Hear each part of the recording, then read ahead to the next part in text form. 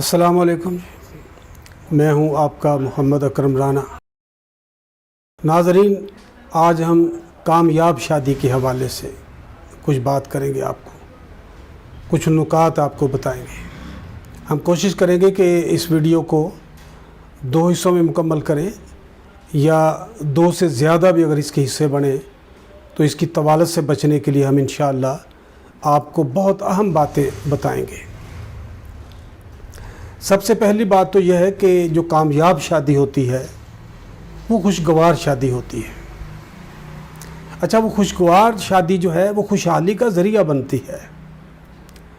جہاں خوشگوار ازدواجی زندگی نہ ہو تو وہاں پر یہ مسائل پیدا ہوتے ہیں کہ زندگی کی خوشحالی بھی نہیں رہتی۔ اچھا، مال بھی ہے، دولت بھی ہے، بڑا گھر بھی ہے، ممکن ہے کہ سب کچھ ہو، لیکن خوشحالی جو ہے یہ کچھ اور چیز ہے۔ اور خوشحالی یہ ہے کہ آپ اپنی زندگی کو انجوائے کریں، آپ زندگی کے جو بڑے مقاصد ہیں ان کی تکمیل کے لیے جدوجہد کریں۔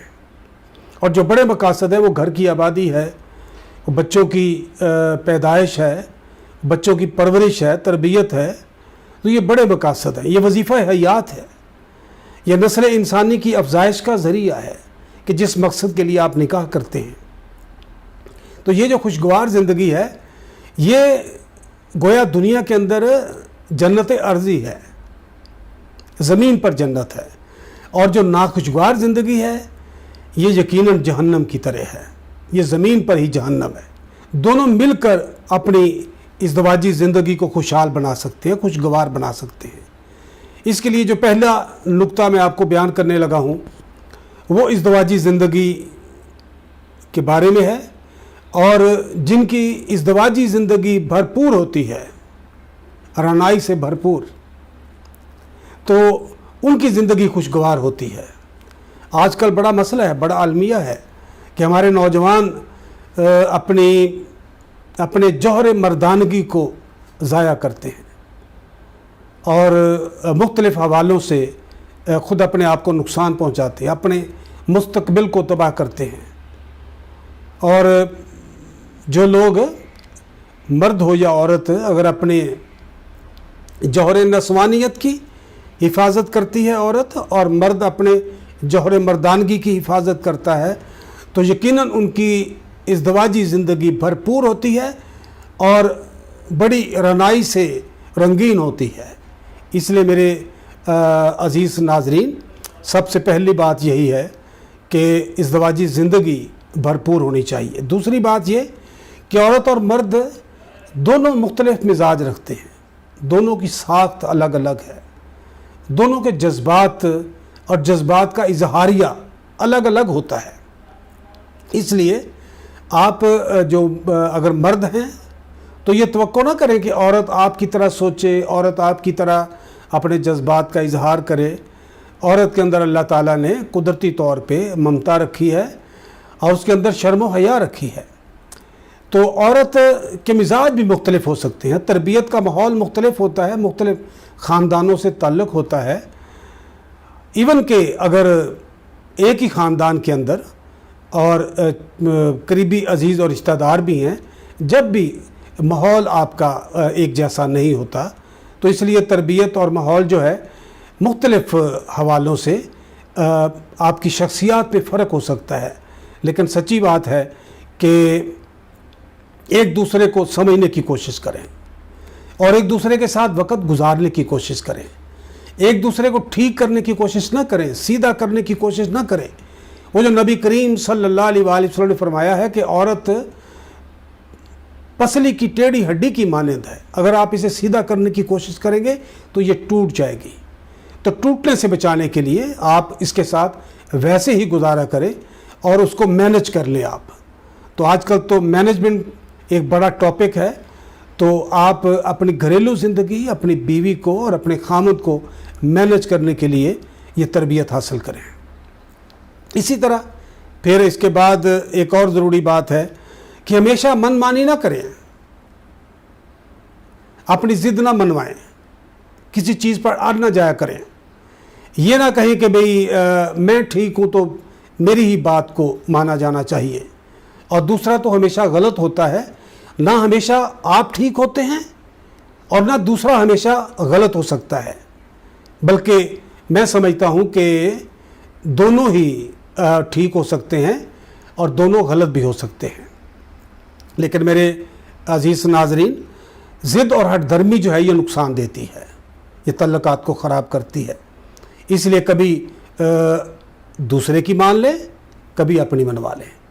تو یہ بہترین طریقہ ہوتا ہے کہ وقت کو آگے آپ نے دھکیلنا ہے، اور ایک دوسرے کو سمجھنے کے لیے آپ کو مدت، آپ کو مہلت کی ضرورت ہے، تو وہ مہلت آپ کو ملے گی۔ پھر اسی طرح چوتھی بات جو ہے وہ یہ ہے کہ کامیاب گھریلو زندگی اور شادی کے لیے ضروری ہے کہ باہم ایک دوسرے کا احترام کریں۔ ایک دوسرے کا احترام کریں گے تو بات بنے گی، ایک دوسرے کو عزت دیں گے تو معزز بنیں گے، اور جو آپ کی نسل ہوگی وہ بھی عزت دار بنے گی، اور انہیں پتہ ہوگا کہ عزت دار لوگوں کی اور معزز لوگوں کی اقدار کیا ہوتی ہیں۔ تو یہ بہترین اقدار جو ہیں اس کا آپ نے مظاہرہ کرنا ہے، اور خاص طور پر ایک دوسرے کی عزت آپ اس وقت کریں کہ جب دوسرے لوگ موجود ہوں۔ آپ کے گھر میں کوئی مہمان آئے ہیں، یا آپ کے پڑوسی آئے ہیں، یا آپ کے خاندان کے دیگر لوگ موجود ہیں، تو اس وقت آپ ایک اپنے ساتھی کو احترام دیں، ان کو عزت دیں، اور اس موقع پر آپ ان کی توہین کرنے کی کوشش نہ کریں۔ یہ بہت تکلیف دہ ہوتی ہے۔ اگر آپ تنہائی میں کوئی بات کہہ لیں تو برداشت کی جا سکتی ہے، لیکن اگر آپ دوسروں کی موجودگی میں توہین کرتے ہیں تو یہ دل پہ بہت بڑا زخم لگاتی ہے۔ یہ پانچویں بات یہ ہے کہ حوصلہ افزائی کریں ایک دوسرے کی، حوصلہ شکنی نہ کریں، اور کسی کام کو آپ جواز بنا کے آپ ان پہ اس طرح کی تنقید نہ کریں کہ جو تکلیف دہ ہو۔ ایک دوسرے کی حوصلہ افزائی کرنی چاہیے۔ بعض اوقات کوئی کام غلط بھی ہو جاتا ہے، اور عموماً ٹھیک کام ہوتے ہیں۔ جب ٹھیک کام ہوتے ہیں تو ان کی حوصلہ افزائی کریں، اور جب غلط کام ہوتے ہیں تو اس کو اگنور کریں، اس کو درگزر کریں۔ حضرت انس رضی اللہ تعالیٰ عنہ کہتے ہیں، خادم خاص تھے نبی صلی اللہ علیہ وآلہ وسلم کے، وہ کہتے ہیں کہ میں نے کئی برس حضور صلی اللہ علیہ وآلہ وسلم کی خدمت میں گزارے، اور میں کئی مواقع ایسے میری وجہ سے بنے کہ حضور صلی اللہ علیہ وآلہ وسلم مجھے ڈانٹ سکتے تھے، مجھے سمجھا سکتے تھے، لیکن کبھی آپ نے مجھے سمجھانے تک کی بھی کوشش نہیں کی، ہمیشہ درگزر کرتے تھے۔ اور تربیت کے جو مواقع ہیں وہ حضور صلی اللہ علیہ وآلہ وسلم بھی ان کو پورا کرتے تھے، اور اسی طرح آپ کو بھی اس کے تقاضے پورے کرنے ہیں۔ پھر اسی طرح چھٹی بات یہ ہے کہ اپنے ساتھی کو ہمیشہ اچھا کہیں، اس سے آپ اس کو اچھا بننے کا موقع دیتے ہیں۔ اگر آپ اس کو برا کہیں گے تو یقیناً آپ اس کے لیے برائی کے دروازے کھول دیں گے۔ اچھے آدمی کو بھی اگر آپ برا کہنا شروع کر دیں تو وہ برا بنتا چلا جاتا ہے، لیکن آپ اس کو اچھا کہیں، اپنے ساتھی کو برا نہ کہیں۔ اگر اس سے کوئی غلطی ہو جاتی ہے تو اس غلطی سے آپ درگزر کریں، اور اگر آپ کو اصلاح مطلوب ہے تو اچھے طریقے سے سمجھا دیں۔ اور کبھی کبھی اس طرح بھی ہوتا ہے کہ جن چیزوں پر آپ درگزر کرتے ہیں، چشم پوشی کرتے ہیں، تو انہیں خود احساس ہو جاتا ہے کہ دیکھیں کہ میری اس غلطی سے چشم پوشی کی گئی ہے اور مجھے کبھی دہرایا تک نہیں گیا۔ تو یہ تربیت کا ایک ذریعہ ہے، اور ضرور لوگ اپنے آپ کو تبدیل کرتے ہیں۔